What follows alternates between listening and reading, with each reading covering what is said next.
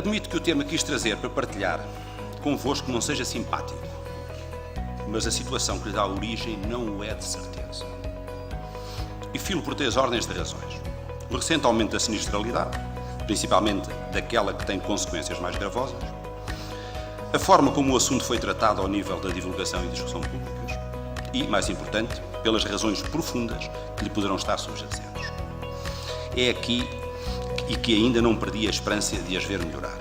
Faz hoje um ano que sobre este assunto lancei umas quantas chamadas de atenção e que eram a razão de ser da minha intervenção de então. Deixem-me relembrar algumas delas. Primeiro, os números da sinistralidade, aqui devidamente atualizados ao dia 15 deste mês, que são, em termos absolutos, péssimos e inaceitáveis, apesar da diminuição verificada nos anos mais recentes. 2. Não é possível combater um fenómeno social desta dimensão se não conseguimos aumentar a sua notoriedade numa ótica da sensibilização e da consciencialização coletiva. 3. Os chamados acidentes rodoviários são previsíveis e evitáveis. 4. Os diagnósticos estão feitos e são conhecidas as vacinas e as terapêuticas para enfrentar as disfunções do sistema de transporte rodoviário. Perante isto, perguntava eu porque é que a sinistralidade rodoviária não baixa de forma mais acentuada e consistente no nosso país.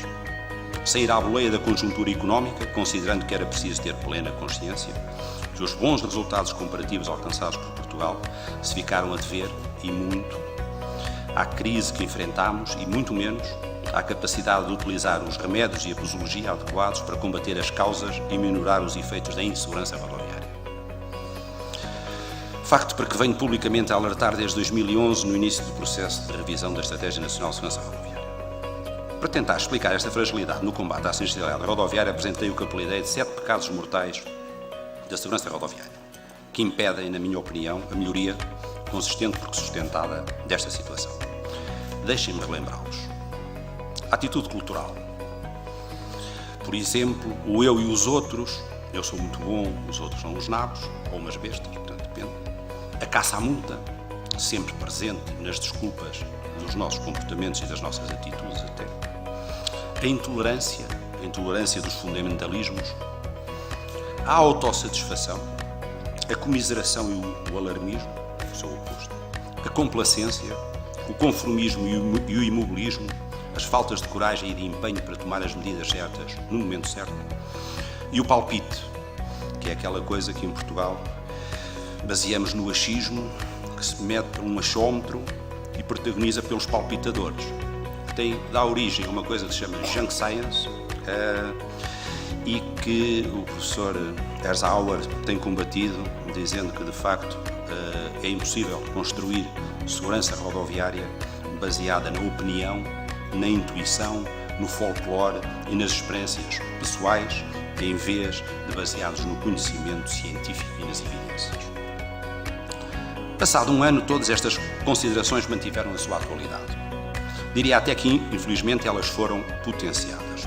Com efeito, o aumento da sinistralidade rodoviária recentemente verificado, para além de evidenciar a fragilidade dos equilíbrios alcançados no sistema e, portanto, as suas limitações, que são a primeira e primordial razão de ser desta apresentação, motivou reações e abordagens que, diria, trouxeram à tona tudo aquilo que, na forma, considero ser a abordagem errada do fenómeno. Pese embora a ponderação e o bom senso de intervenções mediáticas e públicas sobre este aumento de sinistralidade por parte de alguns responsáveis, li e ouvi enormes manifestações de achismo, verdadeiras barbaridades, perdoem-me a expressão, mas é esta a forma mais moderada que encontrei para qualificar alguns desses dislatos que não irei repetir, pensando que a memória de quem se interessa por este assunto não é curta. Por isso, permitam-me que, baseado apenas em documentos publicados pela ANSR, vos forneça alguns dados que ajudam a caracterizar este fenómeno, que não ainda às suas causas, note-se, deixando-me um primeiro alerta. Estas matérias ganhariam muito, e a segurança rodoviária por arrasto também ganharia, se apenas fossem abordadas com o mínimo de informação. Ora bom, tudo isto já conhecemos. No primeiro semestre, de facto, houve um aumento de 42 mortos, um aumento brutal de vítimas mortais. Só que isto não foi um fenómeno do primeiro semestre, porque no primeiro trimestre, como podem ver, houve redução da sinistralidade rodoviária e, inclusivamente, íamos num caminho que apontava para no final deste ano ou no final do próximo, encontrarmos a média europeia. O que aconteceu foi que no segundo trimestre tivemos este aumento, quase que duplicou a sinistralidade, o número de mortos.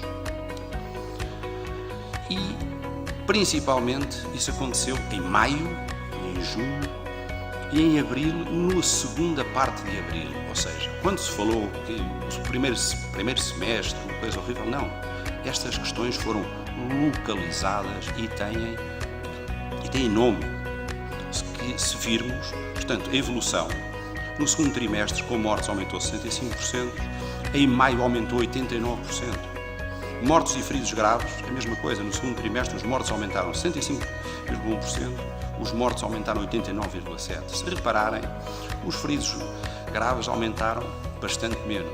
Por isso, os índices de gravidade tiveram uma evolução brutal neste período, entre o primeiro e o segundo trimestre, revelando acidentes muitíssimo mais graves. Esta é uma primeira situação que eu gostava de referir. Segundo a natureza dos acidentes, nós tivemos uma diminuição dos atropelamentos, uma diminuição das colisões e um aumento dos despistos. Aliás, os atropelamentos estão num nível historicamente baixo. Normalmente, nos últimos anos andariam nos 17%, 18%. Como podem ver, os despistos no segundo trimestre aumentaram 88%. Não vou falar, os números depois tornam-se muito pequenos e não vale a pena falar na evolução mês a mês.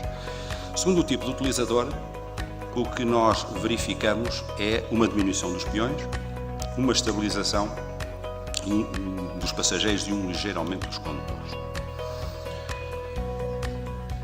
Agora vamos às partes mais complexas desta evolução. Os mortos segundo a categoria do utilizador, os veículos.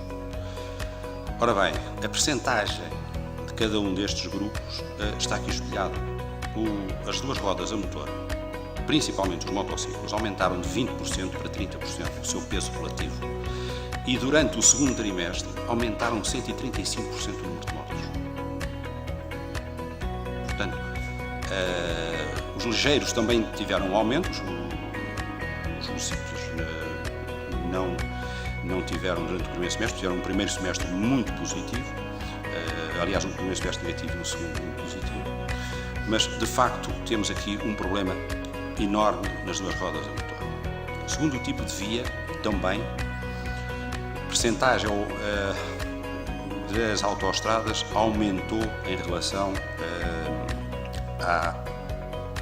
às vias urbanas, em que as vias rurais também aumentaram. As vias rurais, estou a utilizar a denominação utilizada pela União Europeia.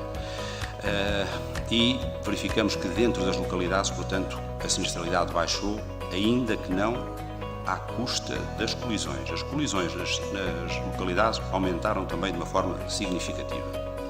Portanto, como veem, no primeiro semestre, e vamos esquecer os trimestres, com um aumento de mortes de 18,4% nas vias urbanas, 31% nas autoestradas e 24% nas vias rurais.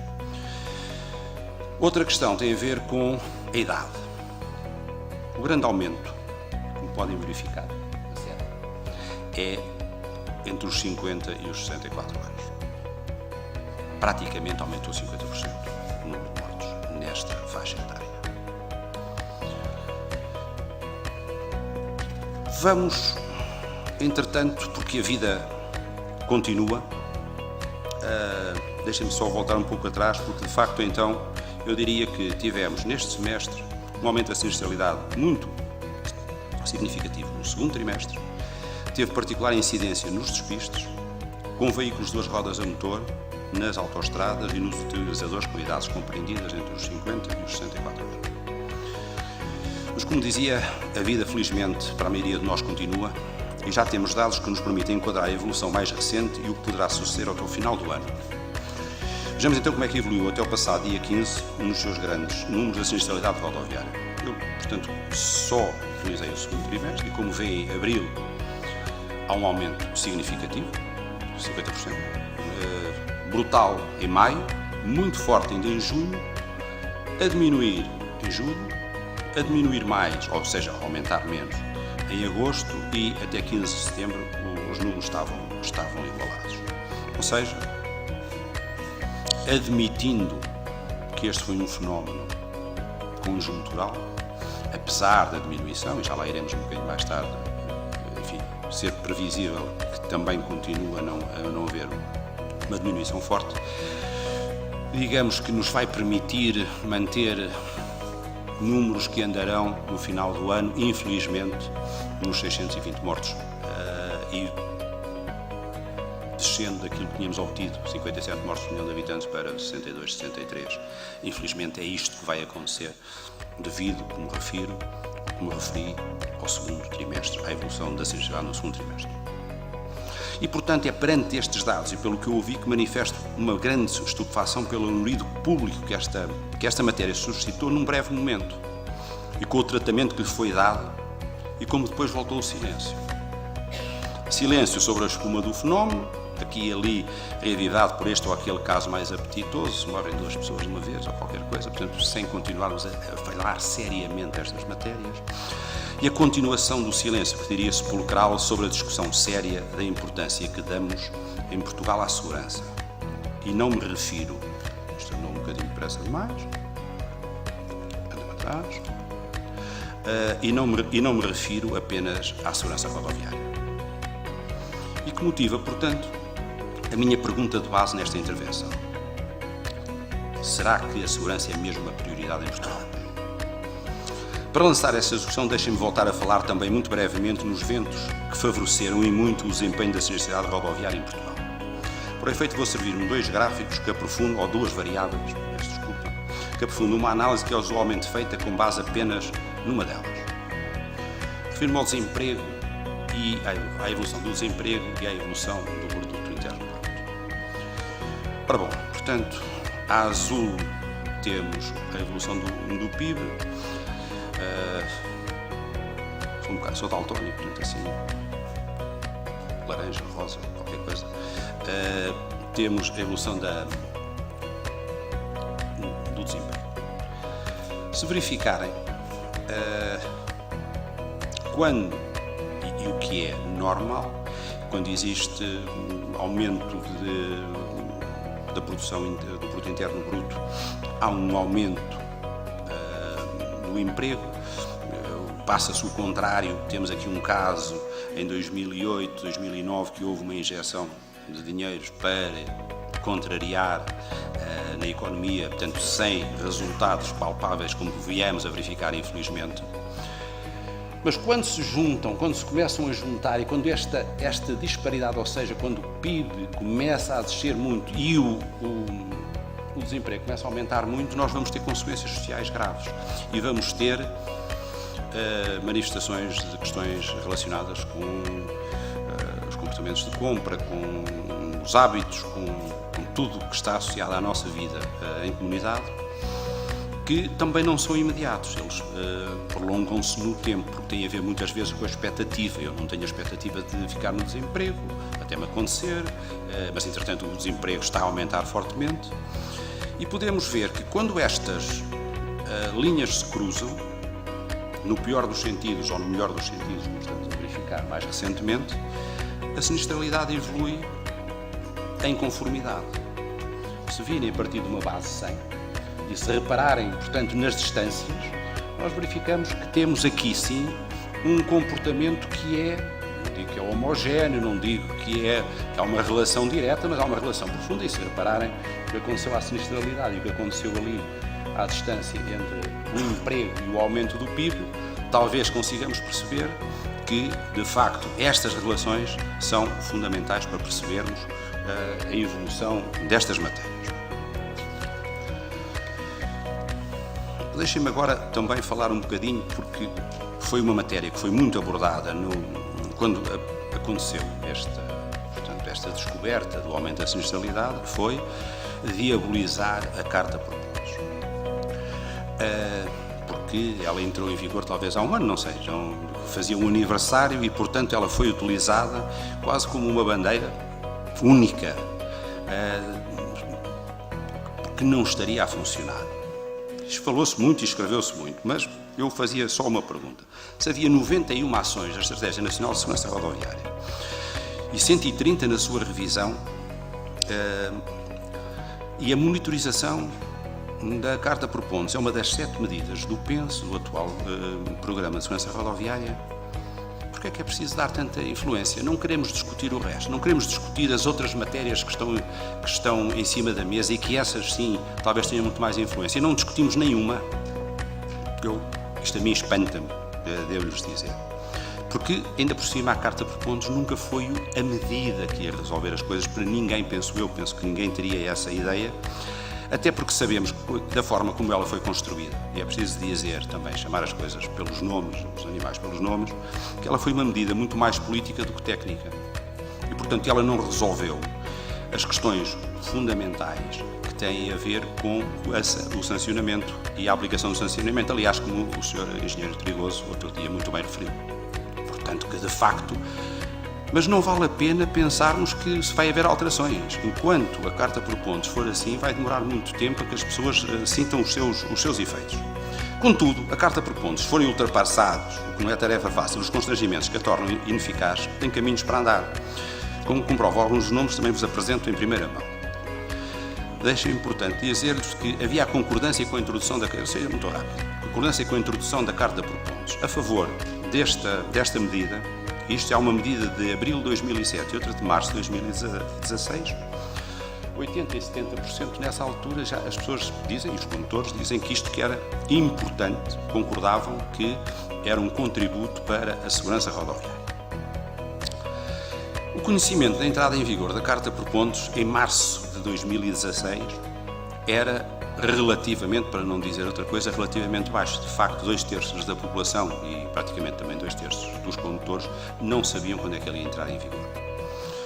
Apenas 18% da população e 20% dos condutores sabiam que ela entrava em junho e 5% referiam o dia correto. Depois há os palpitadores, que dizem datas que não tinham a ver com nada. Mas em julho, depois do lançamento e depois da campanha que viram, 85% das pessoas tinham conhecimento espontâneo da Carta por Pontos, que ela existia e sabiam o que era, e 14% estimulado, ou seja, só 1% das pessoas não sabia não tinha conhecimento da Carta por Pontos.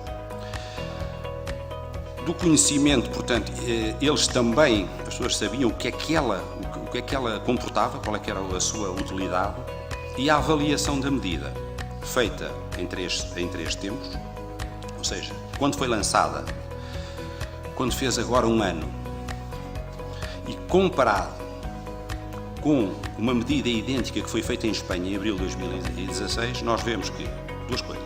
Primeiro, de qualquer forma, quase 2/3 dos condutores portugueses consideram que é uma boa medida ou uma muito boa medida a Carta por Pontos.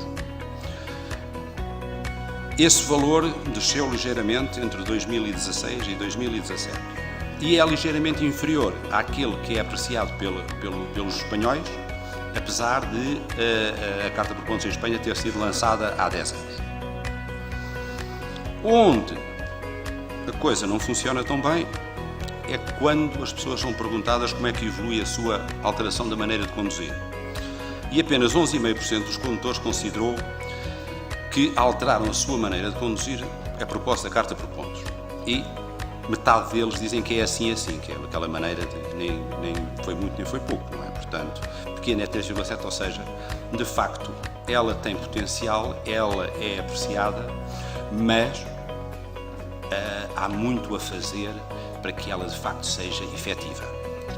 Portanto, dos condutores neste passado um ano reconheceram 3,3%, é baixo em relação à realidade, reconheceram já terem sido multados com consequências para a retirada de pontos desde a entrada em vigor da Carta. Mas voltemos ao essencial do nosso tema para acabar e deixem-me repetir a pergunta com uma pequena nuance. A segurança é mesmo uma prioridade para Portugal? Quando olho à nossa volta, tenho realmente grandes dúvidas. Podemos pegar na prevenção dos fogos florestais e não vou pelo caminho fácil, que seria o mais óbvio. Limito-me a falar da prevenção. Também muita discussão, todos os anos parece estar tudo preparado, também temos muitos especialistas, mas quando chega a época está tudo na mesma, se não pior. Podia também referir o ambiente hospitalar, onde as mortes provocadas pela não prevenção primária, pelas bactérias que aparecem, têm um peso absurdo no nosso país. Ou então podemos olhar para os acidentes de trabalho, sabendo nós que o peso que tem a sinistralidade laboral rodoviária muito grave nos acidentes de trabalho, recordando que a estrada é a maior causa de morte por acidente de trabalho. Pois bem, quais são as posições que Portugal ocupa em termos de mortos e feridos graves na União Europeia, nesta matéria? Nos mortos, somos o segundo pior país. Nos feridos graves, 1, 2, 3, 4, somos o quinto pior país. A resposta não é animadora e lemos que estes dados, os últimos disponíveis no Eurostat, até novembro próximo, se referem a 2013 e 2014, quando a sinistralidade laboral grave diminuiu por via da crise económica. Reparem que estamos a falar de prevenção, segurança, erro humano, tal como na sinistralidade rodoviária. Quanto a esta, e para terminar, repito o que disse anteriormente. Na minha opinião, o sistema é frágil, porque infelizmente, na realidade, já que as palavras não me interessam, leva-as o vento, o tratamento da sinistralidade rodoviária, apesar do sofrimento de pessoas e da frieza dos números, não é uma prioridade em Portugal, na minha opinião. Se fosse, não seríamos derrotados pela intolerância. Lembro a concepção do pense e a força de alguns grupos de pressão na inviabilização de determinadas medidas que não são comprovadamente apoiados pela opinião pública.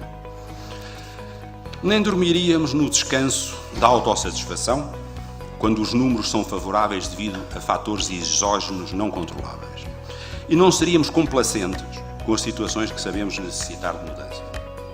Mas também não nos afastaríamos dos objetivos em época de comiseração e alarmismo, como a que passámos há pouco tempo. E lutaríamos contra o conformismo e o imobilismo, fazendo que todos os responsáveis tivessem um verdadeiro compromisso contra a insegurança rodoviária, colocando-se todos os dias em causa, não defendendo os caminhos do óbvio e a burocracia como bandeira da qualidade de desempenho.